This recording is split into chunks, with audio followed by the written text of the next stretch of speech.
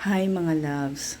Meron tayong i-try ngayon na shirataki dried rice. 500 grams ito mga loves.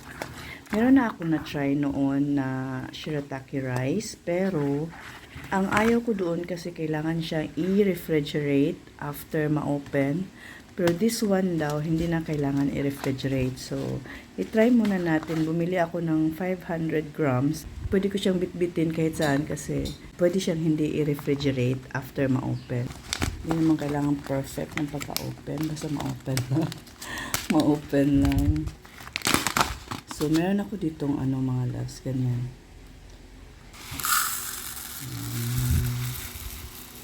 Parang bigas lang din ang amoy niya. Yan, Yan. Lagyan natin ng tubig. Isang ganito lang din. Ayan. Ukayon lang nato ng very light. Tapos takpan natin ng plato. 7 to 10 minutes daw. Meron ditong instructions how to prepare.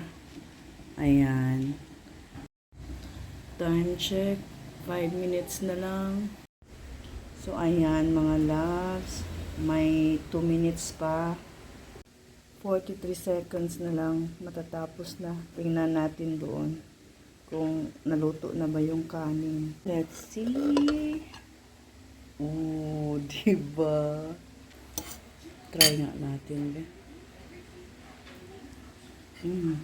Luto na yan siya mga loves. Kain muna tayo. Ulam ko today ay tuna flakes, eggs, boiled, tapos yung shirataki rice. Parang ang dami, no? So, this is my second time trying a shirataki rice, pero hindi sila pareho ng brand. Parang mas bet ko ito kasi hindi na kailangan i-refrigerate after ma-open. Nilagyan ko lang ng ganyan. Para tight ba tight.